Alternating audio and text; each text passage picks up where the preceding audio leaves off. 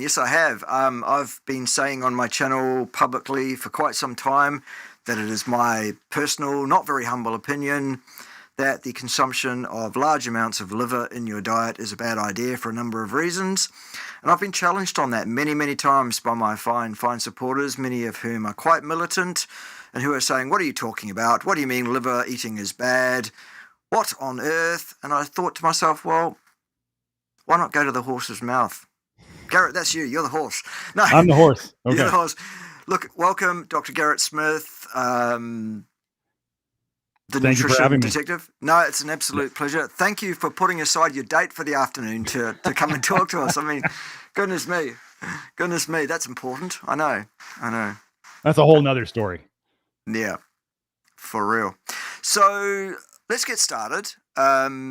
Well, what we'll do is we'll get you to speak a bit, Garrett, on these topics, and then there'll be an opportunity for questions from the floor, basically. Sure. And there are a number of people that have been waiting for some time to hear from you, to hear what on earth are we talking about here? What do you mean eating liver is not necessarily a good idea? Where on earth is that coming from? Why are you saying that? So we want to talk a bit about retinol. What is it? What are the problems here? Why is it toxic in amounts that are higher than what we need? And how does this connect with copper and a few other things? Dr. Garrett Smith, naturopath, the floor is yours. Give us a bit of a rundown. Oh, gosh. Well, first, I do want to say that I always, probably, I'm going to guess one of the reasons why you wanted to even entertain me here is because I do really dig deep into PubMed, and I back up what I say with published case studies and research. And so I do have a whole eating liver is toxic video on my channel, but getting into the liver, well, let's just get into the vitamin A thing first.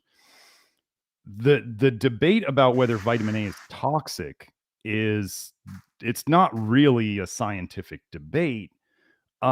People will say, well, eating liver, the vitamin A in liver is not toxic. And I say, well, if you ate a polar bear liver, what would happen to you? And they go, well, of course you'd get really sick. You could die. And I say, okay, so the argument of natural vitamin A in liver being not toxic is kind of thrown out the window, right? I mean, that's just logic.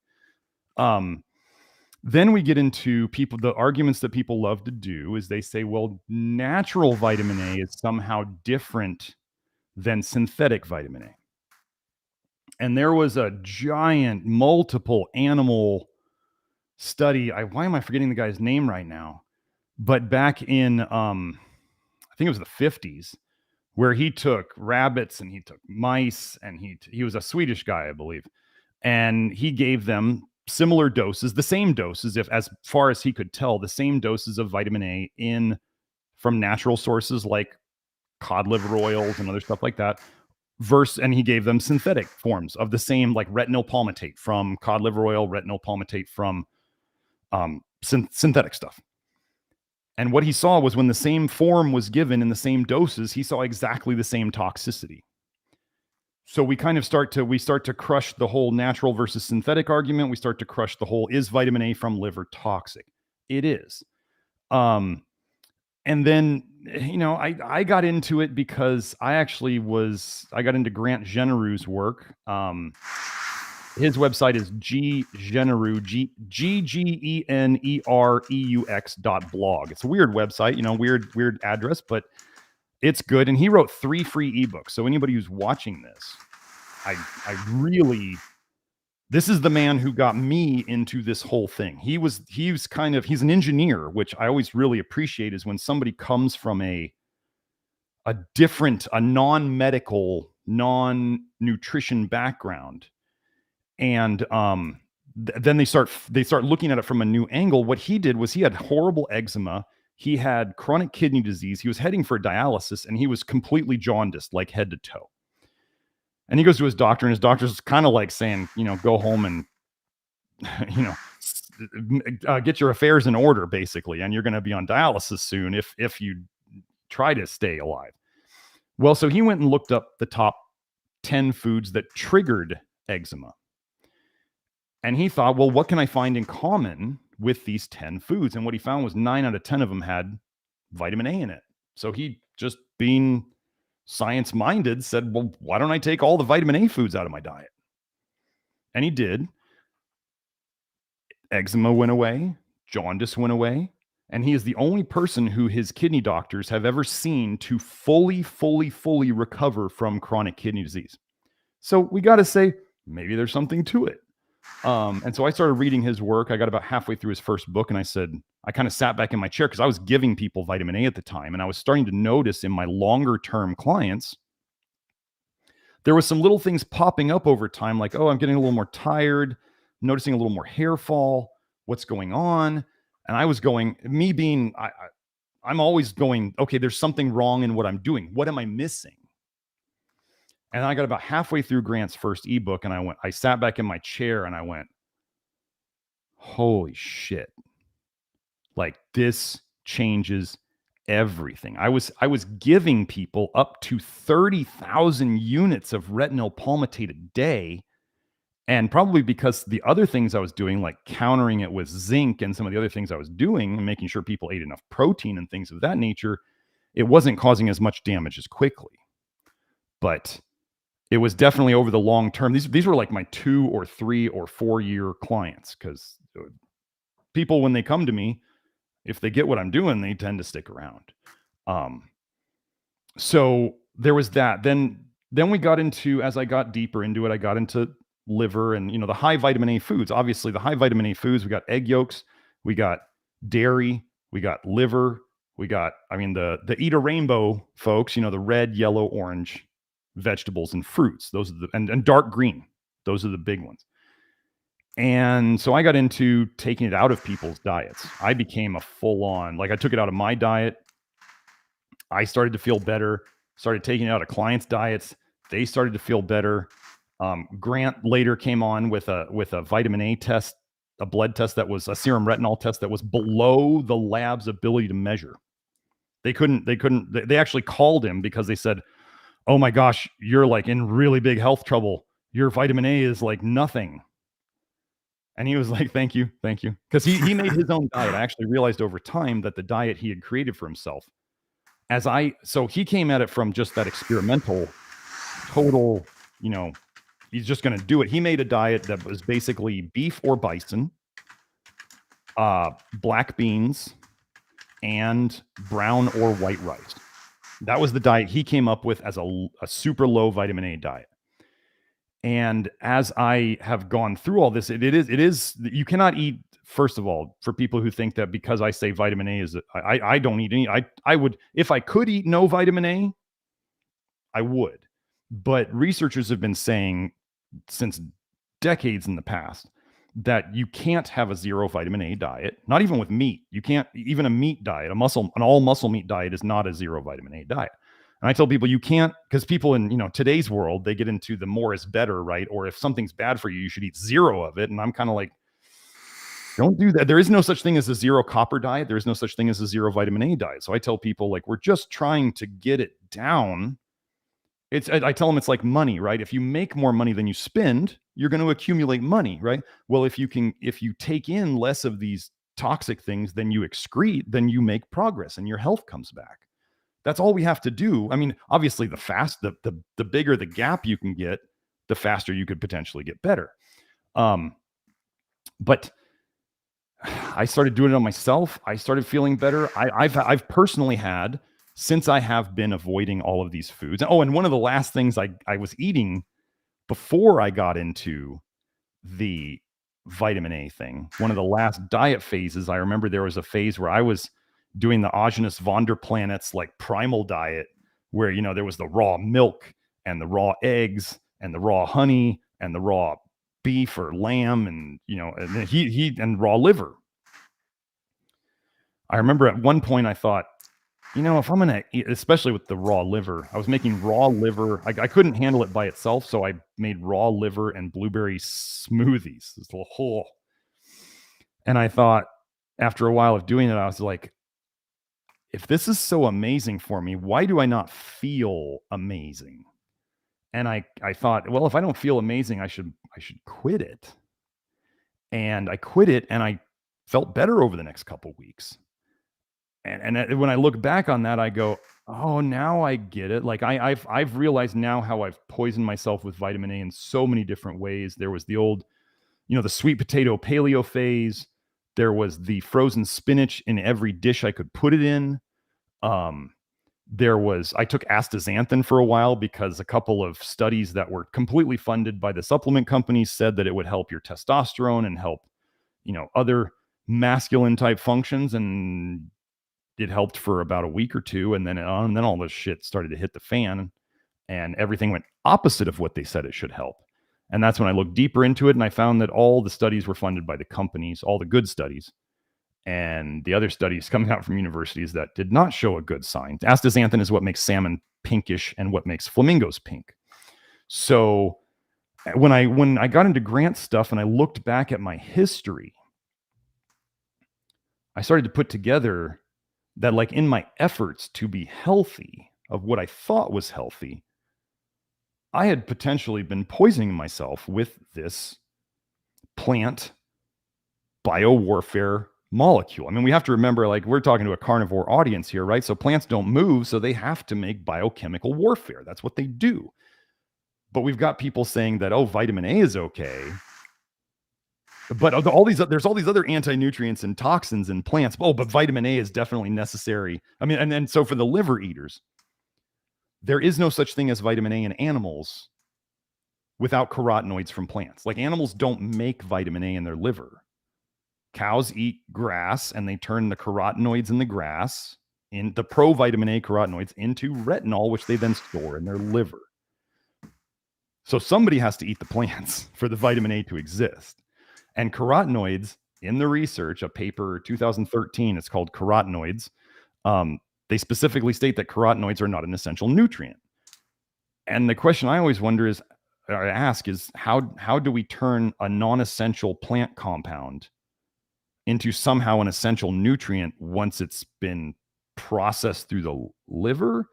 Like, why doesn't everybody just eat carotenoids if that's what it's all founded upon? And it all just starts to fall apart. We've got people who have been avoiding vitamin A. Myself, I'm almost at 4 years. Not avoid. I mean, obviously, like I said, you can't completely avoid it, but I've been minimizing it for close to 4 years now. And in my own personal health journey, I have gotten rid of really bad chronic insomnia. In my mid-20s, I started developing prostate problems. My father died of prostate cancer in his late 60s. He probably got it in his late 50s. So I was heading down a bad road, and that's completely gone now. What else? I had psoriasis. That's completely gone. And I realized the copper thing came about because I realized later, I just question it. I question everything. And I started getting into this questioning copper. I'm not totally sold on copper in terms of vitamin A. I'll just say it right here. Do I think we need any vitamin A at all? No, I don't think humans need any vitamin A at all. The studies that show benefits in humans are typically done on malnourished people. And Grant and I have talked about this in my private group, whereas it seems that when vitamin A helps in a malnourished person, it is providing some sort of biochemical bridge that the malnourishment is causing. And it's just bridging some gap that can be bridged with that compound. But there was a quote in it's the neurotoxicity and retinoids. Well, yeah, something like neurotoxicity and retinoids. It's in Cielo, SCIELO. So if you search Cielo and neurotoxicity and retinoids, there's a quote in there that they use 4 references to build. And they said, in a well-nourished population, as the vitamin A goes up, the quality of life decreases and risk of mortality increases. So they basically said, if you're eating well, the more vitamin A you eat, the shittier your health is going to be, and the sooner you're going to die. And that's a huge paper. It's an amazing paper. Like, I could show you, if you know the mechanisms of Parkinson's, you can look in that paper and see what vitamin A does in terms of the mechanisms. And it makes every single mechanism of, Alzheimer's, every single mechanism of Alzheimer's worse. If you just look at the mechanisms and then you look at the mechanisms of Alzheimer's, they completely match up. And I one of the articles I'm most proud of on my forum, on my old research forum, I still keep that site alive because that was when I was first getting into the vitamin A thing, and I was kind of like fever writing in the middle of the night. I was waking up about 3 a.m. and I was just writing and researching and all that stuff. But yeah, my Alzheimer's article connecting all of this stuff is one of the articles I'm most proud of. I can get that, and we can put that in the notes later if you want. Same with these other studies. I always like to say that I reference everything I do. So I've been trying to show it on the video. There's the main videos on my website. There's the live stream videos I do each week where we have testimonials. The biggest thing, the recent thing in the nutrition world is what's called bioavailable copper. And now they're trying to say that, copper 1 is somehow the essential nutrient and absolutely needed for all aspects of human health. And copper 2 is a toxin. Oh, I just saw the comment about beef kidney. Just so you know, kidneys and livers accumulate different heavy metals at different rates. So your liver's your first stage detox, your kidneys your second stage detox, and kidneys hold a ton of garbage too. So organ meat, one of the things I learned from Judy Cho after doing her show a couple times was she told me that of all the people she knows who are long-term carnivores, she's talking like 10, 15 years, they're all muscle meat. Like none of them eat organ meats. Why is that? Well, they probably figured something out. Yeah, I'm one of those too, Garrett. Okay. So how long have you been doing it? I have been largely carnivore, 95% plus for 7 years. And I've been 100% since the 1st of January 2022, with the odd transgression of a bit of white rice. Okay. I do not touch organ meats. I never have really to any degree in that time at all. That's where I think, I'm not the all muscle meat carnivore. I think there may be some advantages to including certain plant foods in it. Different people do better on different percentages of plant foods versus animal foods. Like I know I definitely skew my diet heavily towards muscle meat. I do feel better on more of it. But I tried an all carnivore thing once, and I was mentally and physically, I was starting to feel sick in about 3 days. So I was kind of going, okay, maybe I just don't do it all. And I kind of talk to people in my program about this. I'm like, look, I have people who tell me they're like, I just feel sick when I eat red meat. And I'm like, okay, don't eat red meat. Find something else. All right. Just listen to your body. Your body's talking to you. And the funny thing about Doc, it hurts when I do that. Right. That's like one of the huge things I say. Doc, it hurts when I do this. Well, stop doing that. Don't do that anymore. Right. I have people who are like, I ask them, so that like the people with the red meat, they've been having trouble with a higher ferritin than I wanted them to have. And I wasn't able to get it down. And I kept going, what's wrong here? Why can I not budge this? And then I talked to the woman and I said, do you like eating red meat? Do you feel good when you eat red meat? And she goes, no, I really don't. I don't feel good when I eat it. And I said, okay, we're going to stop that. And you're going to go. And if I'm like, do you like chicken? Do you like, I was like, you can have some. I'm not a huge proponent of fish because I watch hair tests and fish is all full of mercury. I mean, fish and shellfish, it's all full of mercury. I can guess how often people eat mercury to a pretty high degree by their hair test mercury. So I'm done with fish. I mean, they're swimming around in all that toxic garbage soup that we put in the oceans.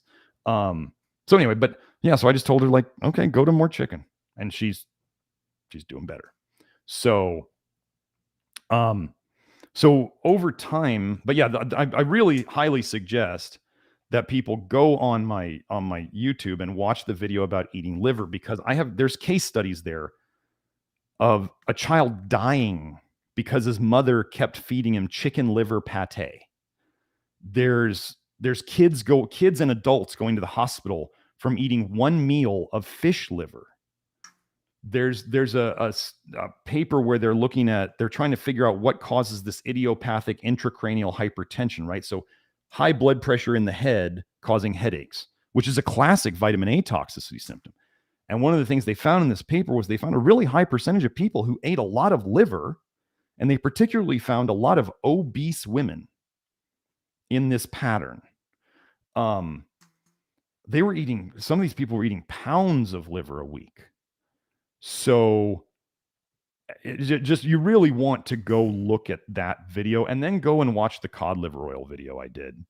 I have some of these threads. I have the eating liver and the cod liver oil thread. If you're on Twitter, you can go on Twitter and find me under NutriDetect, NutriDetect, because I can't fit my whole, tagline in there. But go and if you search under my thing and type in eating liver, and then you type in cod liver oil, you'll find it. The cod liver oil thread blew up because a lot of parents are really poisoning their kids with that. Like, I have 3 quotes from Weston Price in there about how cod liver oil can be injurious, was his term. And people think Weston Price was just all about the cod liver oil. And he warned his family members that if kids did more than a teaspoon for a prolonged period of time, that it could be very injurious. And what is cod liver oil? It's just a fatty extract of liver. I mean, it's people say it's a whole food. It's not a whole food. I mean, geez, you suck the oil out of something. Nobody says that an olive oil is a whole food, or they shouldn't, because it's not a whole food. So liver extracts are not whole foods either. But yeah, so it's kind of been an experiential thing where we've been taking people off of it. And I got to tell you, my whole medical license would be at risk if I was telling people to not do something and they were getting worse. Yet we have 1,100 people in my network now who are all helping each other get better, and they're trying to figure out ways to do less of this stuff. So yeah, the organ meat thing, it's a nice idea. Let me go into one thing about the theory of the urban legend or the myth about why supposedly animals eat the liver first. Because everybody's got that built up in their heads. Yeah. So imagine you're an animal, right? And you've got teeth and claws. Sharp, pointy teeth like this. Right. That hook back, right? So you kill an animal. Okay. Now the timer starts. The clock is ticking before other predators come, possibly bigger ones, or the scavengers come and start harassing you to get their piece of it. So you've got to get your piece before everybody else shows up. And the smell is now out there, right? So what is the easiest, quickest, considering it's not a butcher, right? It's not a butcher with a bunch of knives. What is the easiest and quickest giant chunk of meat that is the quickest to get out of the animal? Well, if you just make a cut, if you can cut under that rib and you can get up in that soft abdomen and grab onto that liver and pull it out, you've got the biggest single hunk of meat that is not very well attached to anything. And so that is where the myth started of why do they eat the liver first? Because it's the easiest thing to get. I mean, can you imagine? I mean, anybody who's ever worked with like whole pieces of meat, getting through the fascia and getting that meat off is not easy, even with knives. But can you imagine just claws and teeth? Like, there's no way. And so then the other thing, people will say, well, what about these natives who eat it first? And I say, well, you remember what I told you about when people improve on vitamin A, it's when they're malnourished. And so when I look at these natives, they don't exactly look like, giant muscly people to me. They look like they're constantly on the verge of pseudo starvation. And so would they feel better when they eat that liver? Sure. Do they know if it's good or bad for them? Probably not. And still, when you think about it, they're taking that one liver, and they're dividing it among everybody. Or maybe some people get a bit more, but still, that's not a lot of liver. If you think of a whole cow and you only had one liver with that whole cow, and you divided it up equally, that's not very much liver. And that's not even assuming that you got to share it with a bunch of other people. If we were talking just one person, it wouldn't be much liver. But then when you distribute it, it's not going to be much more. So there's that whole liver thing, and there was a paper where I talked about vitamin A deficiency doesn't exist, where in the historical archives they had I think it was a Homo erectus fossil they found, and they could tell that the damage to the bones was indicative of vitamin A toxicity. And they were saying 1 to 1.5 million years ago.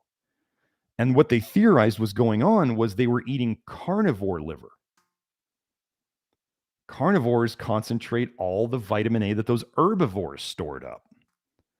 So it starts to become kind of ugly when you start looking at it. And they said that it probably took them a while to figure out not to eat the livers of carnivores. And then there was another one, I think it was a Greenland, one of the native people up in Greenland, where they could tell she died of liver failure, and they were going into all. I was just recognizing signs and symptoms of vitamin A toxicity and liver injury, cholestasis. So anyway, it's been going on a long time. Oh, and in the Inuit populations, they have a specific term called pick block toe or pick block talk. I'm probably mutilating the pronunciation, but it's actually when people up there like literally lose their minds because they eat too much vitamin A, because they're eating seal liver and they're eating a bunch of fish, that are high in vitamin A. They're eating, there might be polar bear liver. It's a vitamin A toxicity. It's well established in the research. This is vitamin A toxicity. They have people they actually have a term for it where they throw off all their clothes and they run around in the snow naked because they've just totally gone batty. I posted a paper on my Twitter today showing that vitamin A intake in excess can lead to psychosis. And there's another paper called Three Separate Lines of Evidence of Retinoids Being Causal to Schizophrenia. This stuff ruins brains. And what I've been seeing on the internet lately is when a lot of the nose to tail carnivores, talking like Paul Saladino and talking like Carnivore Aurelius, where they are going to the more Ray Peat inspired approach, where now they're just incorporating a ton of sugary fruit, often orange, yellow, red, into their diets, because I don't think they would have done that unless their diet wasn't working for them, right? If they were on a nose-to-tail carnivore and it was the perfect diet and they were feeling perfect, why would they change, right? There's something interesting that I was looking into the research, and I haven't figured out the mechanism on this, but when people are really poisoned with retinol, carotenoids seem to reduce their symptoms. It's very strange. It's kind of been observed in real life people. And then I went into the research, and it was the carotenoids were kind of changed. I don't have a solid mechanism on this yet, but it seems that carotenoids will reduce the feelings of toxicity, but still the carotenoids reduce the retinoid toxicity symptoms. But the carotenoids just simply get stored in your skin and your subcutaneous fat. That's why people turn orange when they eat too many carotenoids. Yeah. They can still turn yellow when they eat too much vitamin A. Funny that jaundice is yellow. And we have something like 60% plus of children being born in this country, in America, with jaundice these days.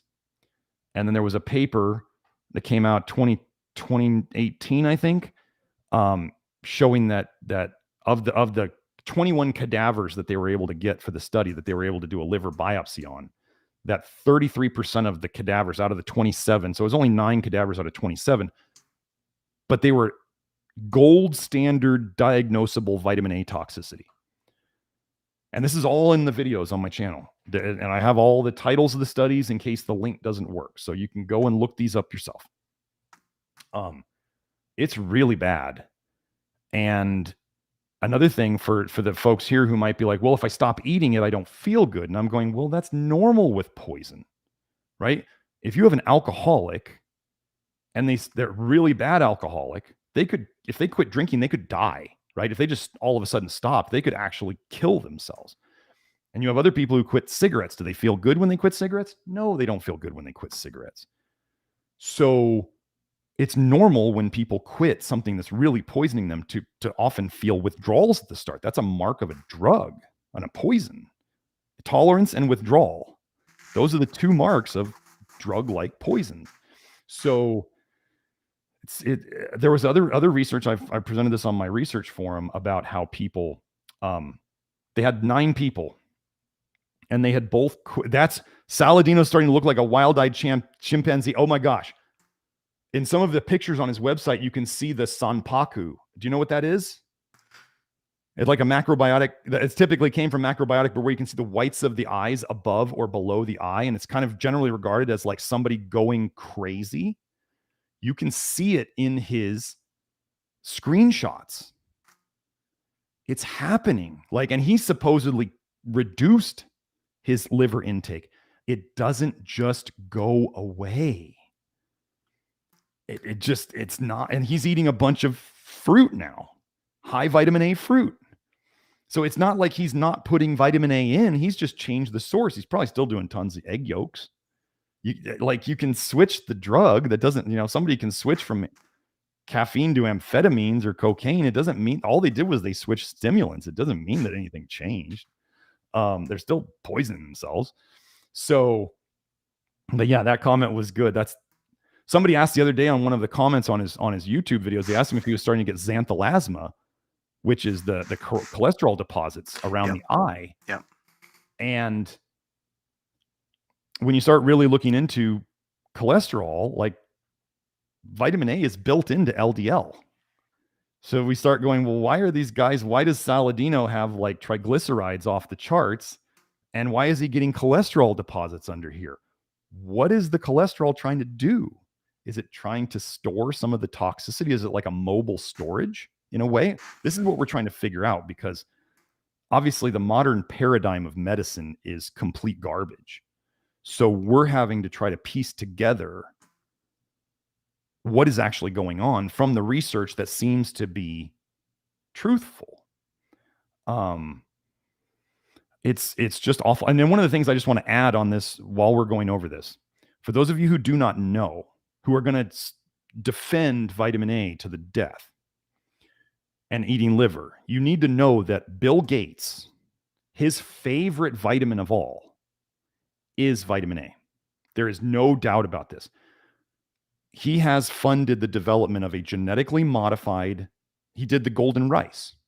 Okay, genetic GMO golden rice. Rice that is yellow makes beta carotene. He has funded the development of a non-sweet GMO banana for Africa that makes its own vitamin A. You want to hear something cool about the studying that the research that they were trying to do to prove that this was safe? They wouldn't let men in. They only recruited women. They said no men for this study. Why? I have a study on Spanish men showing that when Spanish men ate the more organ meats that the Spanish men ate, their sperm motility went down and their FSH went up. So it's not good. I get people fertile like crazy. Like I have a joke that if I work all virtually, so this is all a complete, humor to me. I tell people, if you send a woman to me who's trying to get pregnant, I will get her pregnant. Because it's just, we had a woman the other day who's 40 who slipped up in her her contraception approaches once, pregnant. Like I told, and she said, "You warned me." I said, "You need to not mess up your contraception, or you will probably get pregnant." She messed up once. She's pregnant, 40 years old. We have women restart they're menopausal. They restart their periods, some of them. We are all being poisoned. Copper water pipes are poisoning the shit out of people. You run hot water through a copper water pipe, it's going to pick up copper. And I basically, people are worried about copper. I'll tell you, maybe I see one out of of all the copper blood tests I do, maybe one out of every 30, maybe more, is low, actually low, out of range. So copper deficiency is like a joke. Vitamin A deficiency, the US government stopped requiring them to put vitamin A on labels because they said that vitamin A deficiency is really not an issue in the US. I think it might be because this movement is kind of starting to grow steam and they might want to avoid lawsuits, because if people start tracking how much vitamin A they get from their milk, from their oat milk, from their cheese, from their, all the stuff there, from their liver, they're going to start. And then the FDA has actually said that if you go over the RDA, right? They say the RDA is like what's recommended, but they'll also say that if you go over that for an extended period of time, you could get vitamin A toxic. So what is it? Do you need just this amount? But if you go over it, it's toxic. How the hell is that a vitamin? How is it so toxic if you just go over what you need? Well, it's kind of that, what they say you need. I'm shooting for an absolute 0 serum retinol. And I know I'm going to be fine. Like my eyes are great. I just put this up on my Twitter the other day, and I'm going to do a video on it on my YouTube. I just tested my testosterone at 893.5. I'm not on testosterone. I could prescribe it for myself. I don't take it, but I'm a 46-year-old man. I've had 2 kids. I work, I got a full-time job. I help take care of my mother with my brother. Like, I got plenty of stress, and I'm running almost a 900 testosterone, which is what a lot of guys get medicated up to. So something's working.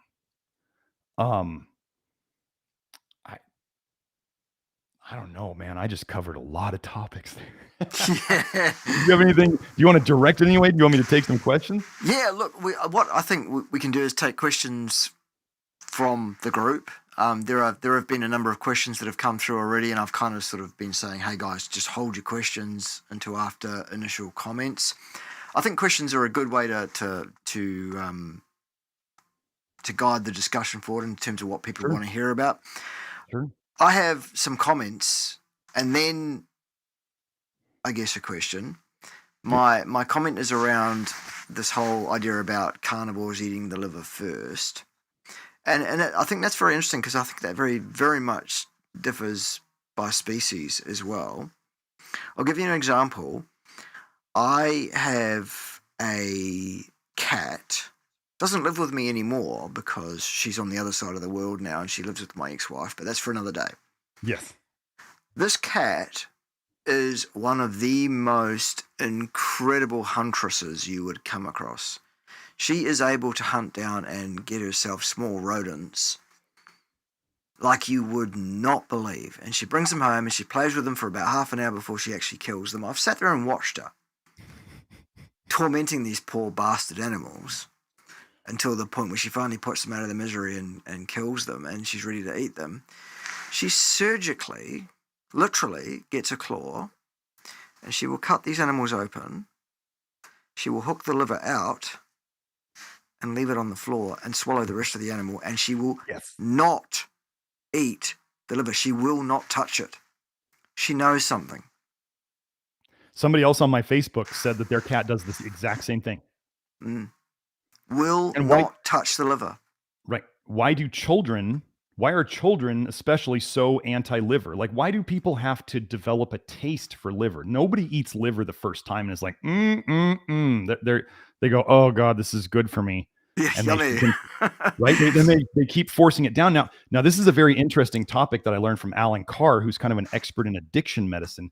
He said the human body we're extremely adaptable, right? We're omnivores. We can eat all sorts of things, but why is it that we adapt our taste buds? Let's say we eat something that we absolutely hate. I mean, really, when you think about it, let's just throw it out there. Beer, right? Nobody likes beer the first time they taste it. Nobody likes it. It doesn't taste good, but we can develop a taste for it. And it's pretty clear that alcohol is a poison. This should not be that much of a debate. But we can develop a taste for it. Why would nature have us do that? Because the idea is that if we were in kind of the natural world and we were eating and we had to eat the same taste disgusting garbage every day, because let's just say we got weeds around that we can live on, but they're horribly bitter and they don't taste good, but you got to eat them every day to just survive. Okay. What would be an adaptation the body could do? it could stop make it tasting so bad to you. You could adapt your taste buds, your concept of your perception of the taste. It becomes less bitter. So you can eat it because you're going to force it down. Well, what do a lot of people do? They force down these healthy foods that when they initially ate them, or what children would think are disgusting. And remember, children are probably closer to their instincts than adults because adults have trained ourselves away from our instincts. And so why do kids like white foods? Why do kids avoid bitter foods? Because they're racist, Garrett. That's why. Right. Yes. Yes. They are. Kids are inherently racist. Inherently. They've been culturally programmed to be racist. And they only want, they're taking it out on the food, right? They're going to make it all white. Yes. But so one of the things in nature that I talk about is aposematism, which is how nature marks poisonous things, whether it's food with color, isn't it? With color. The color. They use bright colors. What have we been sold on? People don't understand this. I did my research on this. Eat a rainbow. The whole idea of eating the rainbow came about. It was first introduced in the West in Sesame Street 2005. That's when it really came about. That's when it went mainstream. And so what is that? I mean, when you think about it, the colors of vitamin A, red, orange, yellow, green. That's like half the rainbow. You can't find many other foods. I mean, what do you got? Eggplant? That's not in there. I mean, there's not a lot of other colors that people are going to come across in a day. But now we've got people trying to eat as many colors as possible. Now, the other thing about colors is we get into polyphenols. Polyphenols are basically, if you went between carotenoids, polyphenols, and chlorophyll, you've covered most of the colors in food. Phenol is straight poison. It was used as like biological warfare in World War I. And then we start going, polyphenols are good. Well, polyphenols also include phytoestrogens. It also includes tannins. They called them tannins because they tan leather. And I try to tell people, I remember in naturopathic medical school, they were trying to say, well, tannins are good. They can be good for your gut because they can kind of seal up leaky gut because they're tanning your gut. They're making it tougher. And I went, that doesn't sound like a good thing. Like the difference between a cow's skin when it's alive and leather is one of those is dead and one of them is alive, right? One of them is still functional. I don't know that I want to turn my gut into tanned leather. I don't think that's a very good idea. So, and the people don't realize that most of the detox processes in our body, especially alcohol dehydrogenase and aldehyde dehydrogenase, the very enzymes that your body uses to break down so it can excrete vitamin A, retinol, and ethanol, and methanol, which is in more foods than people realize, and all the other alcohols, tocopherol, that's an oxidative process. Those are all oxidative processes. So if you start taking in tons of plant antioxidants from outside, you're actually shutting down your own liver's detox processes. You're counteracting it. And it's people really enjoy the program sometimes because they just feel better and they go, I don't have to eat all those stupid vegetables.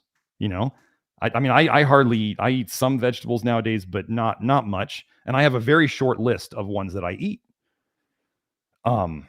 It's the food list gets pretty short. I mean, obviously carnivores understand this because that food list is real short, but, in terms of the animal proteins, my list is even shorter, but I do some plant foods, and people on the program, I have them kind of figure out, what do you feel best on? It's really, and if somebody came to me and they're like, I feel best on all muscle meat carnivore, I'd be like, okay, if that's what you insist on, go ahead.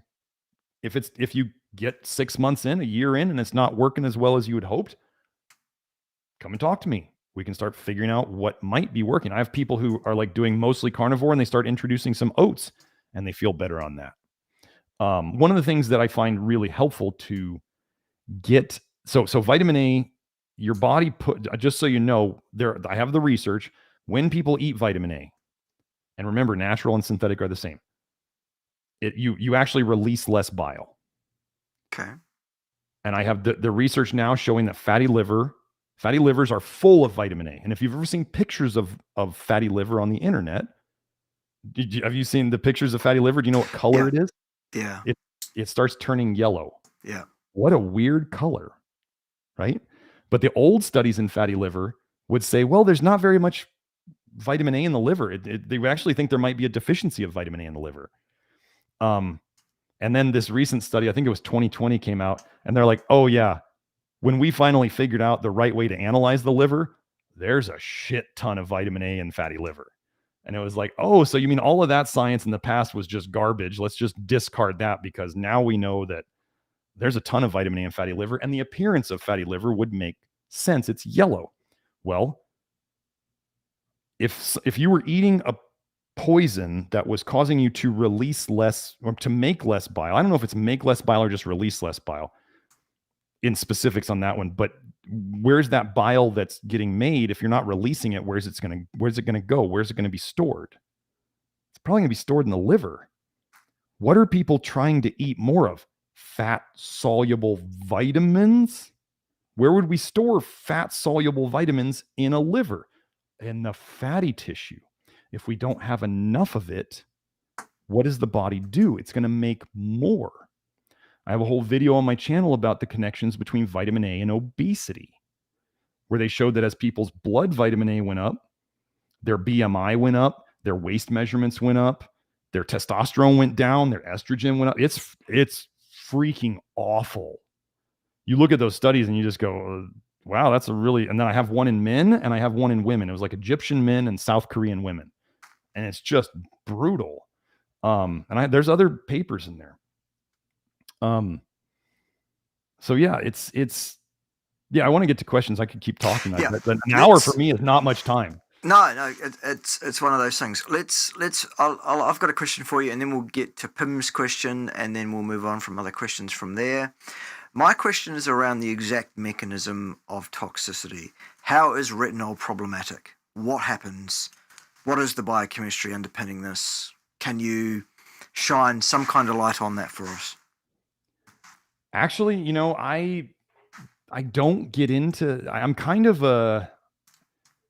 I know a lot of people love to kind of, and I mean this term respectfully, a lot of people like to really get into the weeds and they want to know exactly what each little thing is doing. And I'm kind of more of like, I want to see the forest, and I kind of just look at, is this doing well in an organism or not? Like, I want the whole organism. Mm-hmm. The mechanisms, the small thing. I mean, it is an alcohol. I mean, okay, so let's go into it. Carotenoid is a terpenoid. Carotenoids are terpenoids. Yes. Retinol's an alcohol. Yes. It turns into retinaldehyde. Yep. And generally, we know that aldehydes are toxic. Mm-hmm. And then we get into retinoic acid. And if anybody, this is a huge part of the toxicity. Retinoic acids. Okay. Retinaldehyde turns into generally one of 3 retinoic acids. 13-cis-retinoic acid, mm-hmm. sold to people in pills as Accutane. Yeah. It turns into all trans-retinoic acid, sold to people as Retin-A or tretinoin that they put on their face. And it's also 9-cis-retinoic acid, which is sold to people as alitretinoin, a form of chemotherapy. And Accutane and isotretinoin, Accutane, and tretinoin are also sold to people as chemotherapy. So I've had some people go, oh, it's natural chemotherapy, this must be good. And I'm like, you don't want anything to do with anything that's chemotherapy, really. And chemotherapy, funny thing, if you go in the research and you look up chemotherapy and fatty liver or steatosis, you'll find that it's very regular for them to associate chemotherapy with fatty liver. So we fit vitamin A into that little box too. But yeah, so every time you eat vitamin A, so those of you who are eating retinol, trying to eat liver, you are making, I have a study show. So before everybody goes, it's synthetic, it's not natural. I have a study showing that when people ate vegetables, they made more all trans retinoic acid in their blood. So we know that the natural stuff turns into the same chemical compound as retin-A, tretinoin in your blood, and this was within hours. So we know you're like taking chemotherapy when you eat this stuff. And biochemically, there's no argument around it. If you want to go argue with the chemists, you can, but the chemists are going to say when they analyze it, it's the same molecule. And then one last argument that people like to say, oh, it's in a whole food matrix. Thanks, Paul. This protects you from it. And I go, so you just basically admitted that's a poison and that you therefore need a whole food matrix to protect you. So you've just, the poison has been admitted, right? We know that polar bear liver will kill people. I have a guy, he got stuck in the Arctic. I forget his name, Arctic explorer guy. They got stranded. They ate the dogs. And one guy was worse off than the other. And they think that they were getting all the signs and symptoms of vitamin A toxicity. And the guy who lived ended up feeding the other guy who was sicker more liver because they theorized that it was softer and easier to eat. So they gave him more, and he's the one who died. Like, it's Stephenson. Yeah. There's nothing in liver that you can't get from other places. That's the whole thing. And people go, well, there's so many nutrients in liver. And I'm going to counter that argument. I'm going to give you something to think about. Let's say that your body is intelligent. Let's assume this, right? And that if your liver was, why does the liver store poisons? To sequester them out of the blood, because if they're in the blood and they're causing their problems, they're going to affect your brain and they're going to affect your heart. And if you mess up either one of those, you're going to have a bad time. So the liver holds them because it can't get rid of them fast enough. It kind of says, look, I'll do this later. It's like doing the laundry, right? You're like, I'll do the laundry later. We'll just pile it up over there. That's what the liver's doing. It's piling up the garbage or the dirty laundry until hopefully you can get rid of it. We've figured out that there, in one study, a guy had 10 years worth of the normal vitamin A that he would use in a day, 10 years worth of vitamin A stored in his liver from one paper. Why would the body ever store that much of something? Why would the body store copper there? Why would the body store excess of iron there? Why would the body store manganese, cadmium, lead, all the toxic metals? I have a whole video ready to go on organ meats, and oh God, like I went looking for health benefits of organ meat in the literature. I found one paper saying it was actually beneficial. I found a whole pile of papers showing it was full of toxins. Like even the grass-fed stuff in New Zealand, I have a paper on that showing that it had significant amounts of stuff in it, like cadmium and lead. So it's really, y'all, the world is poison. And I mean, the liver is a filter by definition. People will say, oh no, the liver's not a filter.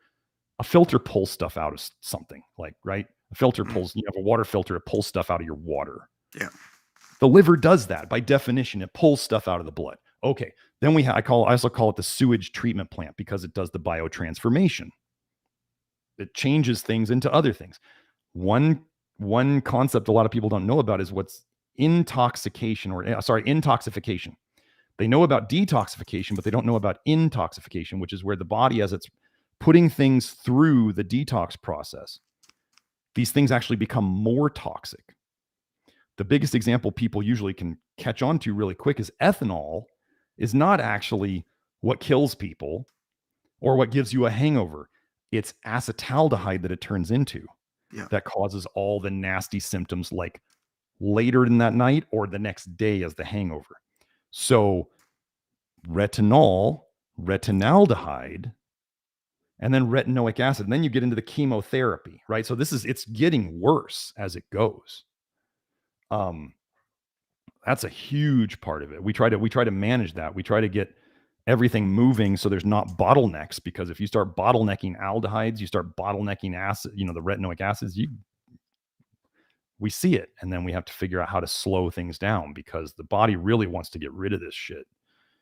We have people who start avoiding vitamin A and they go a month or 2 months or 3 months into it, and all of a sudden stuff hits the fan. They start getting a lot of symptoms. Well, if vitamin A was restricting bile dumping, and all of a sudden we take that break off and they start dumping a bunch of bile, well, they're all cholestatic. This is a topic I don't have time to get into today, but cholestasis, leakage of toxic bile into the blood. Intrahepatic cholestasis, extrahepatic cholestasis. Anthony Mawson's gone over in multiple papers about the mechanism of how vitamin A causes cholestasis. This is the root of everything, of chronic disease. I went over a paper on my live stream the other day showing obese people had more bile in their blood than controls. Diabetics have twice as much bile in their blood as controls. This cholestasis is the thing that modern medicine either can't figure out or won't figure out. Septic shock. Go look at septic shock. Oh my God, there's so much bile in the blood.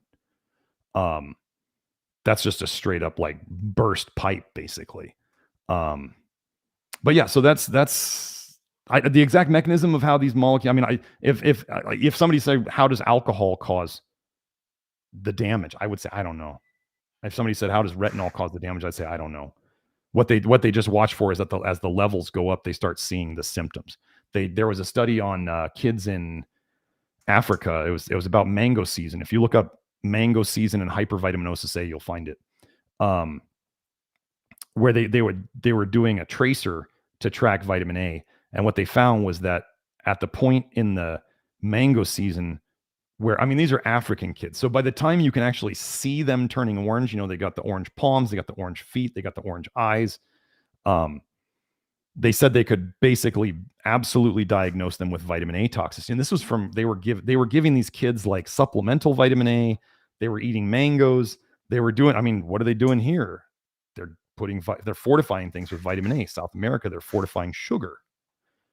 They're fortified nut milk, seed milk. So they're trying to get you every single way. Bill Gates wrote an article during COVID. Gates Foundation wrote an article during COVID about how upset they were that they couldn't get all the vitamin A supplements to everybody during COVID because they couldn't travel.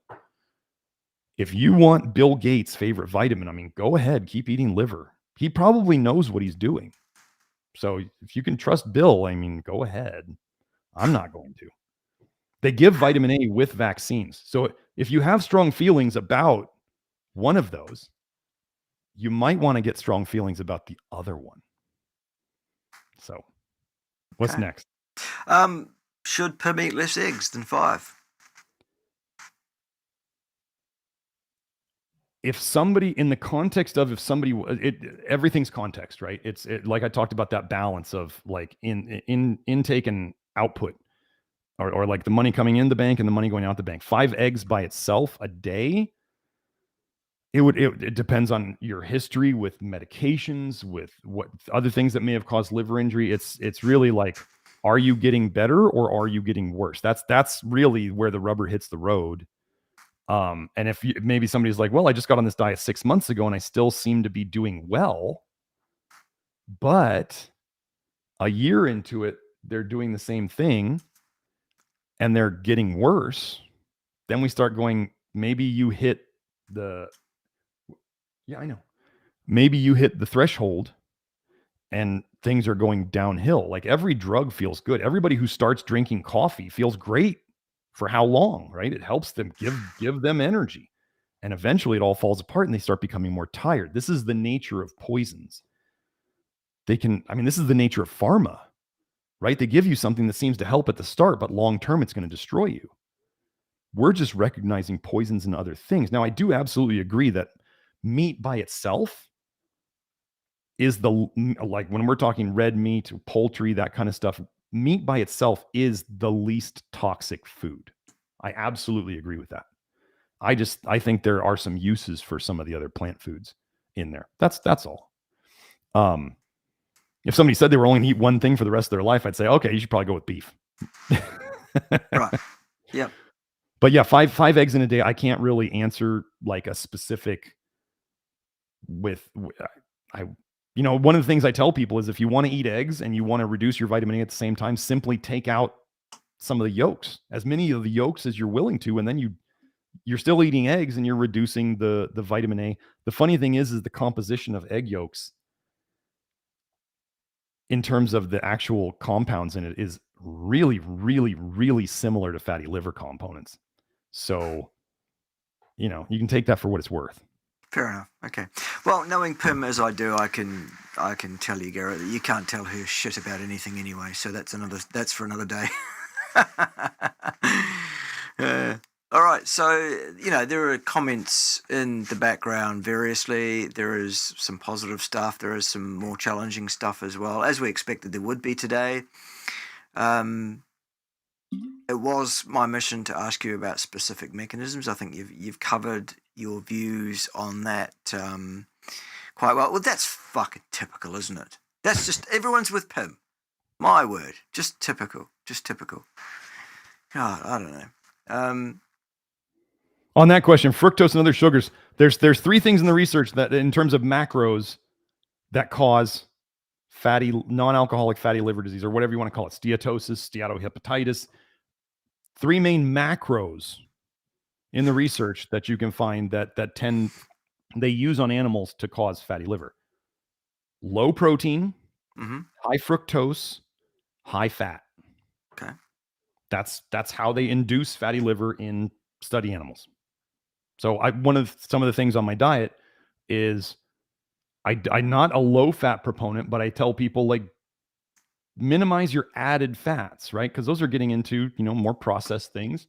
Don't add fat if you don't have to, right? So, and then we get into, there's, the only fruit that people are really eating much on my program is typically apples, bananas, and maybe some coconut water if they need some potassium.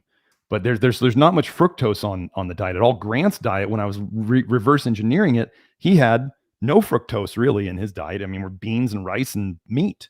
So I started looking at it and I was going, oh, this is why. And he didn't add any fat. So he had plenty of protein, obviously beef and beans. He had no fructose, and he had, I think he said he cooked his beef in like maybe I think he said a teaspoon or a tablespoon of olive oil. So that's very minimal, right? And so all of a sudden, he's the guy that is kind of the standard. He's still doing this diet.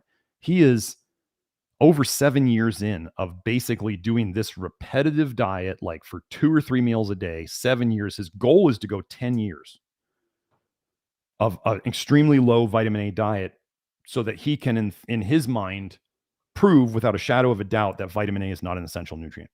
That's his goal. And I totally commend him for it.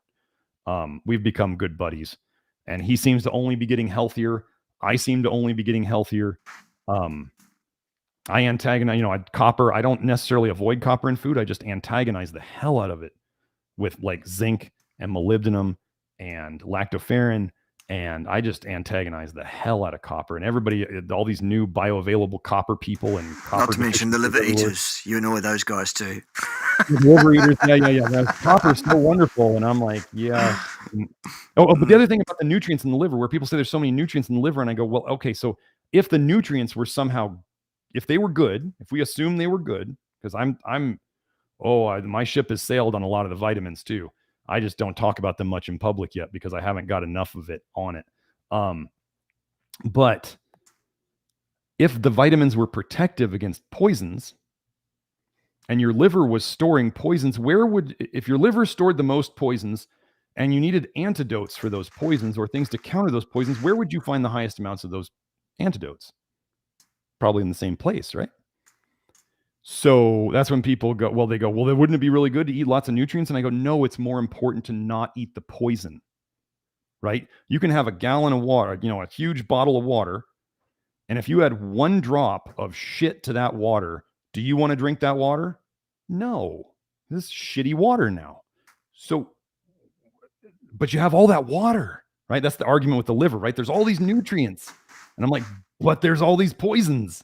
So what's more important? The via negativa. It can be more beneficial to avoid things avoid more things rather than to bring in more positive things.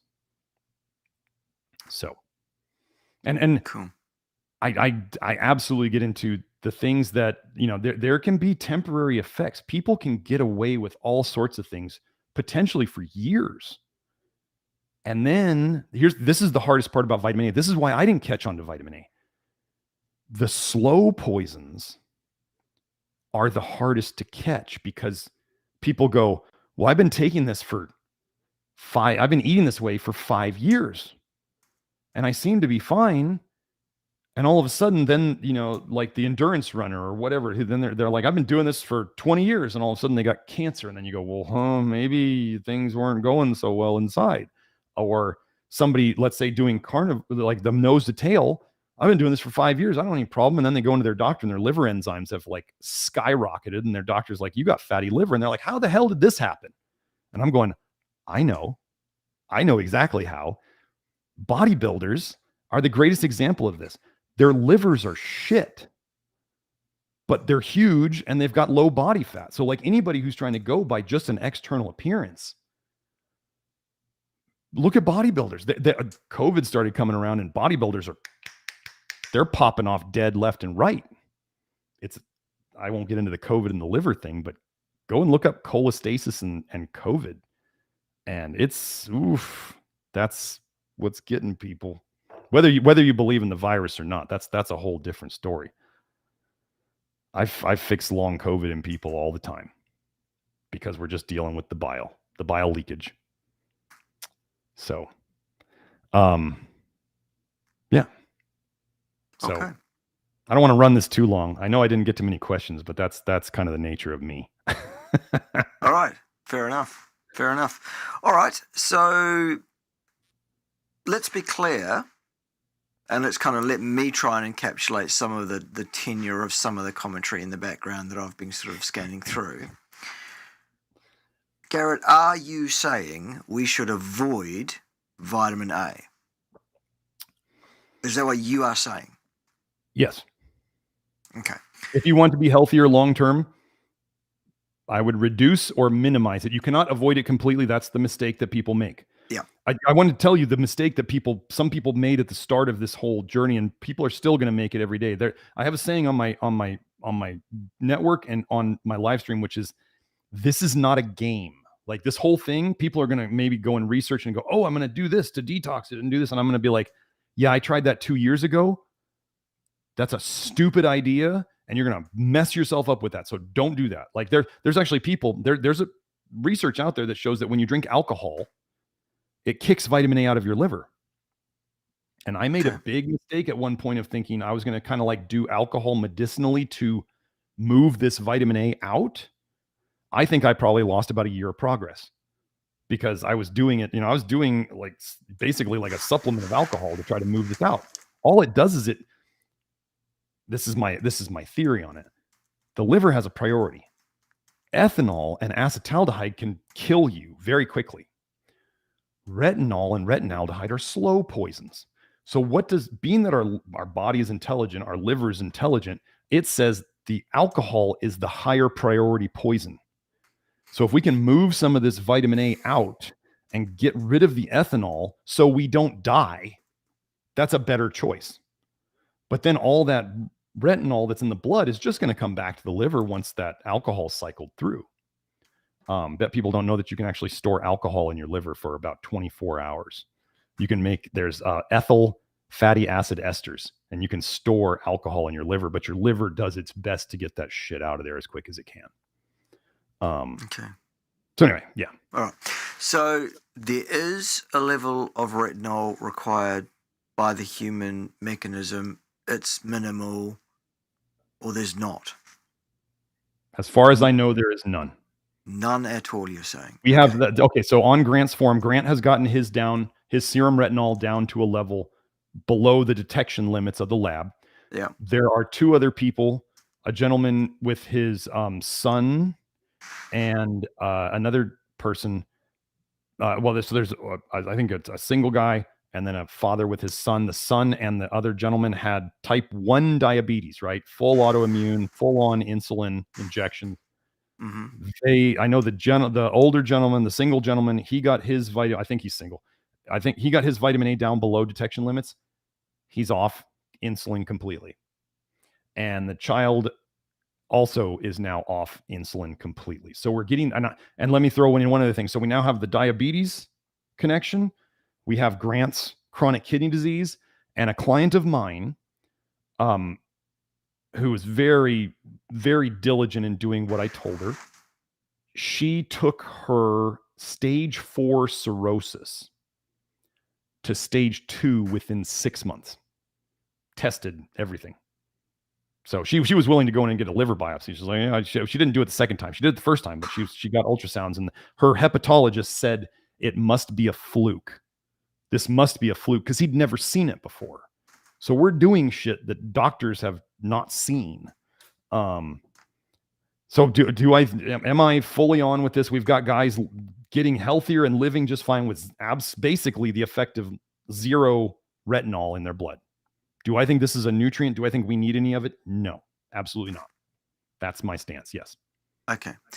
So, with that in mind, what deficiencies, if any, can I expect if I never touch another serving of liver in my diet ever again?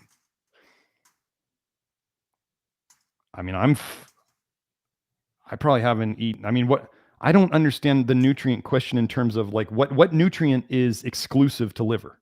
There isn't one. There is no nutrient that is exclusive to liver. Like if somebody says choline, you can get that somewhere else. If somebody says B12, you can get that somewhere else. I mean, beef has B12. Muscle meat has B12. There is no nutrient deficiency from eating liver that you cannot get somewhere else. There's no nutrient that you can't get somewhere else. And I've always said this. So the take-home message is, if I choose to never eat liver again, and I do, yes, then is that subjecting me to some great risk of some deficiency or problematic situation in future? You're saying not only no, but you think actually liver is probably contraindicated, in fact, because it is high in retinol, and you're saying retinol is a toxin. Yes. However, you're not actually clarifying the mechanism of that at this time. Just to be absolutely I don't clear. know that I don't know that it's like I don't have a mechanism of specific damage. No, I could probably find it. I could probably talk to Anthony Mawson and he'd let me know. But every single form of vitamin A that free retinol is considered toxic. That's why we bind it to retinol binding protein in the blood, because it's very well known that free retinol is toxic. Retinol esters, the storage form in the liver, once those rise too high in the blood, they actually have a marker of a level of toxicity once they go above a certain level in the blood. Carotenoids have been associated, high carotenoids in the blood have been associated with diabetes and hypothyroidism and all sorts of things. But then in the same paper, they'll say, well, we found these diseases that are associated with high carotenoids in the blood, but the carotenoids definitely didn't cause them. And I'm like, what the hell? Like it's been known in the research. Go look up diabetes and carotenoids, and there'll be study after study after study after study saying we seem to find high carotenoids in the blood of diabetics. Oh, but it's not connected. It's definitely not the cause. And I'm like, what is this horse shit? Like, how are you where did the carotenoids come from? Why are they there and high? Well, carotenoids come from plants, and people that eat a lot of plant material are much more likely to be diabetic. So maybe it is an association. Yeah, well, then people will say, well, they don't process them fast enough into retinol. And I'm like, well, nobody fucking does. Do they? That's the thing. We can't turn provitamin A or carotenoids into retinol at any significant level. And I wonder whether that's not a protective mechanism, that our system says, well, we don't do that because we don't bloody need it. Maybe carotenoids are the safer form to keep them in as long as possible. Don't know. I do think that carotenoids, of all the forms of vitamin A, carotenoids are the least toxic. That doesn't mean they're not toxic. It just means they're in my opinion, they're the least toxic. And they go through that intoxification process and they become more toxic. I mean, Accutane is by far the most toxic, one of the most toxic drugs out there. Absolutely. Yeah.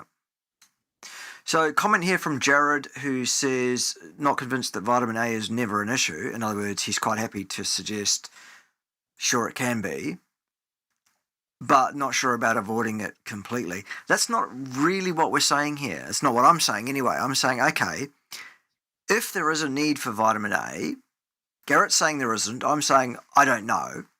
That's good. If there is one, it is definitely a lot lower than what the RDA would suggest we should take in. Absolutely, without question. I, for one, do not consume liver, and it's not because of vitamin A toxicity. It's because it's fucking horrible, and I don't like it, and why would I? You just have me on as an excuse to keep not eating it. That's what. Well, that's it. I had you on because you're an interesting character who has a strong opinion on this, and I wanted to hear what it was. No, that's, yeah. And I also wanted my people to hear what it was. so that they could, gauge the veracity of what you have to say and ask you questions about it and see what answers you come up with. That's why you're here. But at the end of the day, okay, if there is a need for vitamin A, it is a lot lower than what we're told it is. I, for one, eat no liver, and I show no signs of classically what they describe as vitamin A lack symptoms. None at all. I don't have any of those things, and I don't eat liver. So either the RDA is wrong, or I'm Magix in some way. Right. Maybe I'm magic. I would bet if you went and got your blood tested, I mean, some of the people who come to me with on the lower side of serum retinol when they first come to me are the all muscle meat carnivores. They're coming to me for a reason. They haven't fixed themselves completely, but they're on the lower side. They're also the only people. So let me go over two things. There's only two symptoms that have been truly supposedly associated with vitamin A deficiency. Dry eye and night blindness. Okay. Yep. So in my video, the vitamin A deficiency doesn't exist video, I actually go over how, funny thing, let me cover this first. One of the things that a high meat diet would have going for it is it's high in zinc and it's high in taurine. You can go into the research and find that zinc deficiency, I forget which one caused which, but you can find basically dry eye and night blindness in zinc and taurine deficiency. Okay. And so you know how I was saying that we tend to see the vitamin A benefits in studies show up in malnourished people. Tell me, how much meat do you think a malnourished person in Asia or Africa is getting? Probably almost none. Yeah. So would they be getting a good amount of zinc? No. Would they be getting a good amount of taurine? None from their diet. Taurine is only found in muscle meat. On the internet, you'll find they say it's in dairy and they say it's in eggs. And I look deeper into it and I'm like, there's no taurine in dairy or eggs. It's only in muscle meat. So in terms of, like, let's say your diet, you would obviously have plenty of zinc and taurine, and you have a low vitamin A diet, and we don't see it. Now, some people are out there thinking that taurine is like the greatest thing since sliced bread.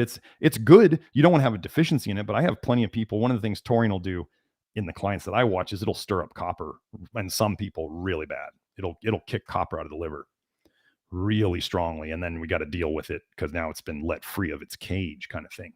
But yeah, taurine's great. And I actually have people, let's say in places like Pakistan or India, where they don't eat beef and they only eat chicken. Chicken has nowhere near the zinc or taurine that beef does. And sometimes they have real problems. And I'm like, you're either going to have to get on some zinc or some taurine or both, or you're going to have to get some beef, because these symptoms, when I see eye symptoms, I think zinc. When I see skin symptoms, I think zinc. Taurine, if the zinc doesn't work for the eye stuff and especially the eye stuff, then I get into taurine. Like my mother had a situation where her eyes were not, I forget the condition, but I went and I looked up in the research and I found that they actually had a study where they injected taurine into the eyeball for this condition and it fixed it. And so I went, oh, well, let's just get you some more taurine, Mom. And we did, and the condition never came back. But yeah, zinc and taurine in a well-nourished person eating meat, they're probably getting plenty of zinc and taurine. In a malnourished person in kind of a third world situation, they're probably getting almost no zinc and taurine. And so then they go in, and then that vitamin A is that weird, like, biochemical bridge that I mentioned. I don't know what it does, but it bridges the gap. I had, as an example, I had another guy. He's a vegan. He's in Australia. He was saying, well, he's a really skinny guy. And he started saying, I was getting like night blindness problems. And I started eating just I forget how much he said, just a bit of liver a week, and all my night blindness problems went away. And I'm looking at, we're talking about malnourishment right here. And I went, well, I didn't say this to him directly, but I'm like, in my head, I'm going, you're a vegan. You're malnourished. That's the difference between you and I. I say it directly to them. That's why I get banned on YouTube and stuff. It was not a professional call. Like, it was not a medical call. It was more like a friendly call, and I was telling him what I did. So I didn't want to drop it on him right there. But he was listening to me about the vitamin A toxicity. And again, I don't care what anybody out there listening does. I tell people if I stressed about what people ate, I'd be dead long ago.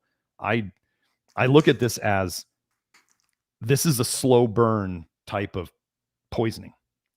So you don't have to believe me now, but maybe in 2, 3, 5 years, when stuff is absolutely going sideways, remember my name and remember this, because it's a slow burn poisoning. I don't have to, I look at this, my job is like, I'm kind of like the information guy out there staging a siege, and I just have to wait. Because as I've seen with too many people, the truth eventually shows up for the people who go, oh shit, I ate liver for like 3 years, and and I took Accutane as a teenager, and oh shit, my mom gave me cod liver oil, and oh my god, there was that carrot juicing phase where I was trying to be healthy. Oh, the vegan phase. Oh, the where I was taking beta carotene because I was smoking and I thought it would help, when there's research showing it helps and there's research showing it kills you of cancer quicker. So it's like all these people come to me with all these different histories, and they all often lead back to the same thing. The problem with vitamin A is that it's the thing that nobody knows about, or that people even think is healthy, so they increase their doses. That's the problem. Funny thing, I'll just throw this out there. I have an article on my forum about it. The biblical diet was actually the diet, as the foods as mentioned in the Bible, was a relatively extremely low vitamin A diet. There was a little bit of dairy, but that was about it. And so this whole colored vegetables and eating liver, I mean, there's a passage in the Bible about throwing out most of the liver. Funny thing, the cats are doing it, the Bible's doing it, I'm doing it, you're doing it. Gosh, maybe we figured something out. But yeah, so I'll let you. All right. There you have it, boys and girls. That's the full and unabridged version of the opinion on vitamin A, liver, etc. We didn't really get to copper. That's fine. We might do that another day.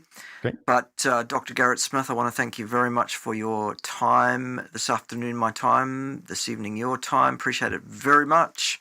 My pleasure. Thank you for being prepared to share your views so that we can look at them and think about them and cogitate over them. And if people want to get back to you later, Garrett, I assume they can do at your Fine channel, which is linked in the show notes underneath this particular live stream. You can find Garrett's YouTube channel there. It's called The Nutrition Detective. Please do go and have a look at that. Make sure that you subscribe over there as well. In the meantime, also, what I need to be very clear about here on this channel is my opinion, and my opinion is that studies show absolutely that the most common cause of vitamin A toxicity is not subscribing to my Fine channel and not hitting the bell icon, also not hitting the like button when you're watching my videos. That's what causes the problem, boys and girls, and I think if you want to avoid those kind of problems, the solution is clear. That said, we'll finish off there. Once again, thank you very much for your time, Garrett. I do appreciate it. Thank you for putting your hot date with herself aside to enable this to occur on schedule today. I do appreciate that very much. Hope you can make it up to her. Go and buy a dinner or something at some stage, and we'll catch up around the traps soon.